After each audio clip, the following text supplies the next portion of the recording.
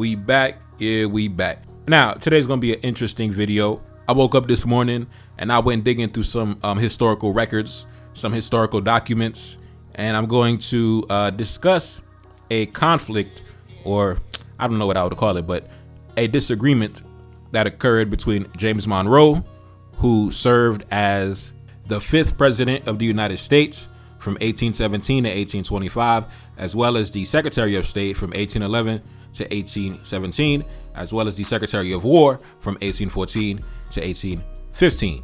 And this verbal confrontation occurred between James Monroe and the King of Haiti, King Henry Christophe. And I'm going to analyze this interaction. And also, this is why we have to get rid of the colonial education that we are brought up in. Because globally, we are a race of people who has been inundated and indoctrinated with a colonial education, and we do not study the history and the literature and the documents of our forefathers. We do not study the character of our forefathers, especially how they interacted when it came to geopolitics and everything in between. And that is why we are a lost people globally. We just be doing things that don't make no sense because we do not know who we are and we do not study the illustrious and honorable individuals that came before us. Now, when it comes to our enemies, our adversaries, they know who we are because they have these documents. They study these documents, so they know who the black man is, but the black man does not know who he is. Now, let's get into it, man. To set the stage, this interaction occurred in late 1816, early 1817.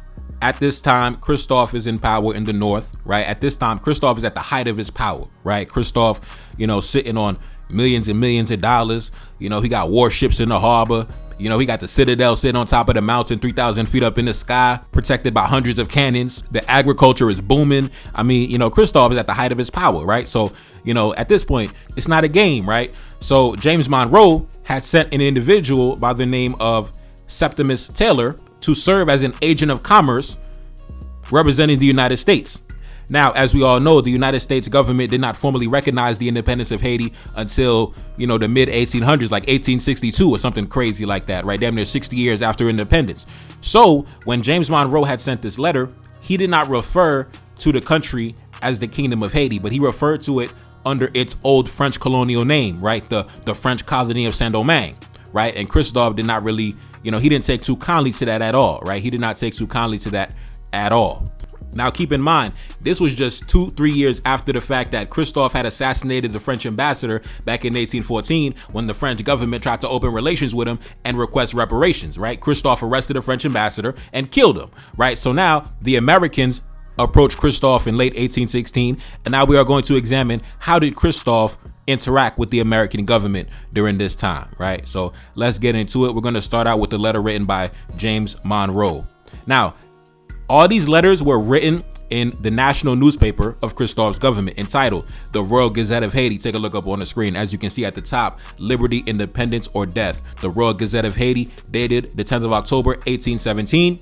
And let's get into it, right? This is the letter written by James Monroe. He said this: "To all those who will see this, greetings. I certify that Septimus Taylor, Esquire, has been appointed by the President of the United States to reside at Cap Français in the island of Saint-Domingue as an agent of commerce and of the United States Navy with full power, privilege, and the emoluments that come with the position. In witness, I, James Monroe, Secretary of State of the United States, have signed my name and affixed the seals of the Department of State, given in the city of Washington, December 18th, 1816. Signed, James Monroe." Now, I don't know why James Monroe signed his name as Jazz Monroe, but if you look at all the letters and documents written by James Monroe during that time, he always signed his name as Jazz Monroe. I don't know why. But anyway, let's continue. Now, this is a letter that was written from one of Christophe's close associates. He went by the name of the Count of Limonade, and he is writing this letter to another one of Christophe's close associates who went by the name of Baron Dupuy. And it's actually ironic because the current Minister of Foreign Affairs for Haiti is actually his great-great-granddaughter who goes by the name of Dominique Dupuy. Take a look up on the screen. So this letter was written from the Count of Limonade to Baron Dupuy in 1817. And what they're basically discussing in the letter is discussing the American government, right? They received this letter from James Monroe, so now they are discussing it amongst each other. So let's get into it. Take a look up on the screen. Starting at the top, the Kingdom of Haiti. At the Palace of Gonrivière on August the 1st, 1817. the Secretary of State, Minister of Foreign Affairs, writing to Monsieur le Baron Dupuis, the Secretary and Interpreter of the King. Monsieur le Baron, I have received yesterday's letter, which informs me of the arrival of the American ship called the Congress in the port of the capital, along with Mr. Septimus Taylor, who was announced as an agent of commerce of the United States of America. Upon hearing about Mr. Taylor's arrival, I immediately expected to receive dispatches from his government and letters that would accredit him to the Royal Court of Haiti.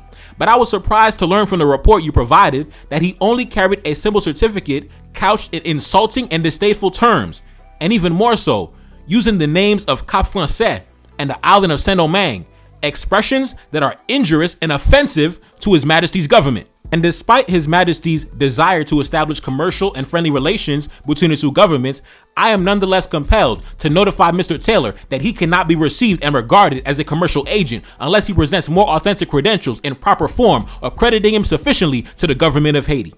Since Mr. Taylor is undoubtedly unfamiliar with the customs established in the kingdom for official government-to-government communications, I ask you to inform him that he must present an authentic copy of the Declaration of the King dated from November 20th, 1816. As His Majesty is currently occupied, he cannot grant an audience to Mr. Taylor or to the captain of the American ship called the Congress until this is settled. I have the honor to salute you with consideration. Signed, the Count of Limonade. Now, the conflict in this situation between James Monroe and Christophe's government is due to the fact that James Monroe had insulted Christophe because instead of referring to the country under its sovereign name under Christophe's rulership, which was known as the Kingdom of Haiti, right, in the north, Christophe controlled the north and named it the Kingdom of Haiti. James Monroe had referred to it under its French colonial name, right, the island of Saint-Domingue. That was the name under French colonial rule. And that was not a mistake. That was not a coincidence. That was deliberate, right? That was condescending. That was insulting. And that was a backhanded way of insulting the black man. Basically saying that we are not going to acknowledge your independence. We are still going to acknowledge it under the name of the French colonial rulers. We're not going to acknowledge it as the Kingdom of Haiti. We're not going to acknowledge you as a monarch, a sovereign monarch. No. According to us, you're nothing more than just some rebel slaves that are temporarily controlling the island of Saint-Domingue at the current moment. And of course, Christophe and his men responded accordingly because they understood the gravity of the insult. You see, this was back in the day when black heads of state had pride and dignity and honor and integrity. You know, it's a famine in the land for that type of energy in the modern day. But that's why we got to study the history of our forefathers so we understand how to navigate. So Christophe and his men responded accordingly, and they refused to engage with any representatives of the United States government, basically saying that until you learn how to address us correctly with the proper credentials and the proper titles, we are not opening any negotiation and you are not welcome inside the country. And Christophe is not meeting with you. Christophe is busy right now. They said, listen, the king is occupied right now. Christophe is busy right now. He doing something more important. He's not going to meet with you right now.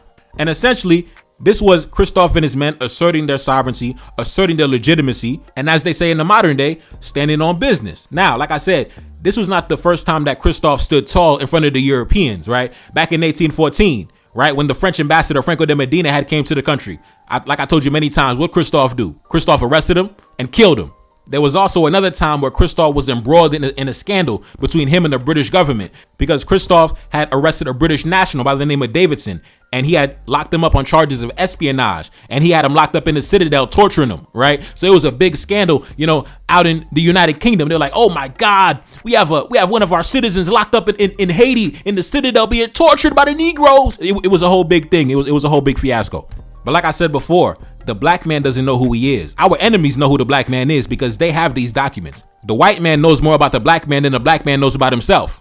But anyways, I want to jump into a different part of this article, right? Keep in mind, this was coming from the national newspaper back in 1817. And in this other part of the article, in this same publication, it talks about how Christophe and his navy had rescued enslaved Africans off the slave ships. So we're going to talk about that before we get up out of here. Take a look up on the screen. By an act of providence, which always protects the unfortunate, we have recently had the honor of rescuing 145 of our enslaved brothers, victims of greed and odious traffic of human flesh. The ship, under the Portuguese flag, named the Mary Jose, weighing 120 tons, left Boa Vista, one of the Cape Verde Islands, destined for Havana. During the journey, a British warship caught sight of the vessel, which attempted to enter our ports, likely thinking that it could find refuge and accomplices here to support its illegal and criminal trade. The captain of the ship died during the crossing, and the second in command took over the duties of navigation.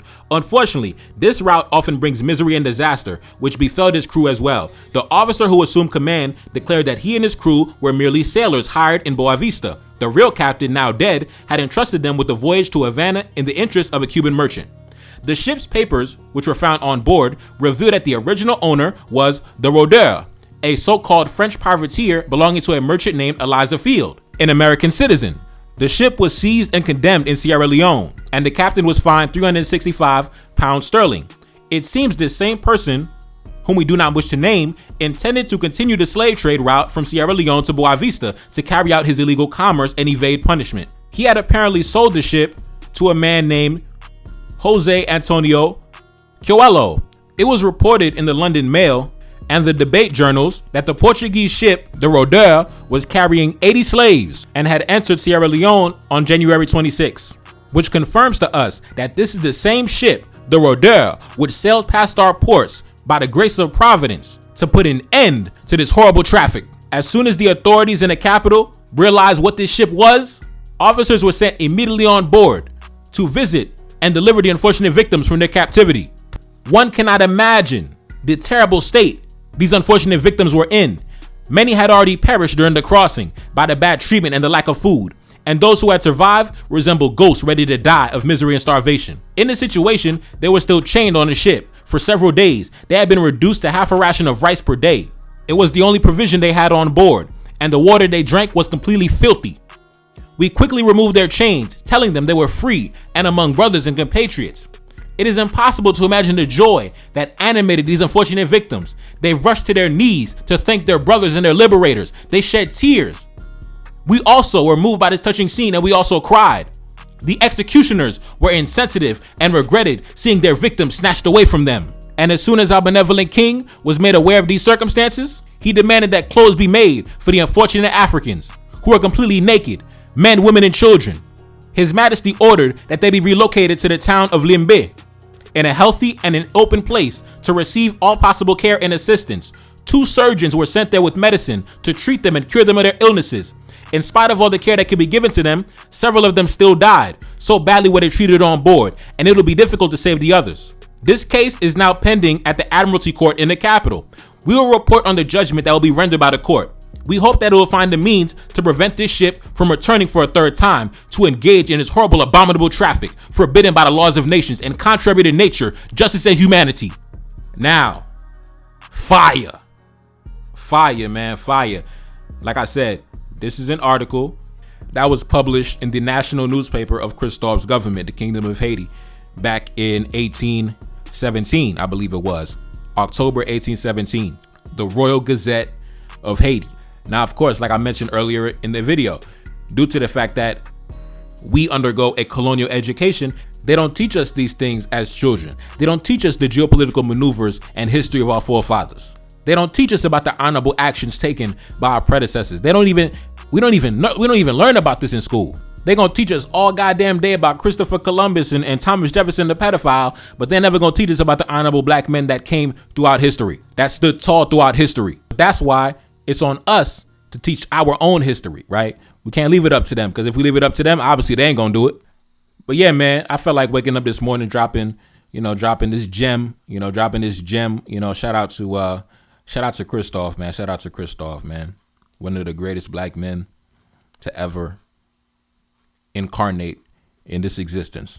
But anyways, man, A-Tip never card, that's a lane back in the building. Yes, indeed. Cash App in the description. Support the channel, man. Support the album. Peace. No.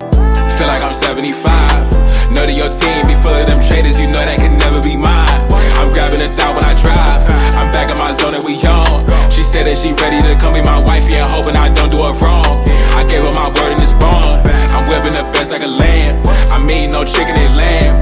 Accustomed to call me the man. I never be up on the gram. I'm keeping that way undercover. She want me to tell her I love her. I told her I'm breaking the rules. I told her we making the news. Back in my city, they loving me. Standing Standing alone, I'm 100 deep. Enemy plotting and still in reach. They try to make sure that we underneath, trying to make sure that we never make it. Coming for power, come get acquainted. Coming for everything that I wanted. Feeling like Drake, but I really wrote it. Feeling like Kendrick, I'm checking names. Gotta roll up while I go insane. Got so much stress, I've been gaining weight. Stuffing these racks in this Louis case. One thing for certain, I'm about to check. Keep it 100 and nothing less. Stick with the family since day one. Had to stay down till my day come. Had to stay down, but I'm never patient. Hop on the mic and I'm motivated. Hop on the mic and I drop a classic. Haters can't see me, they copping glasses. Back in the studio making magic. Got a new tape and it's in production. Back on my business, I got a budget. Staying low key when I'm out in public. Feel like I'm 75. Know that your team be full of them traitors, you know that can never be mine. I'm grabbing a thought when I drive.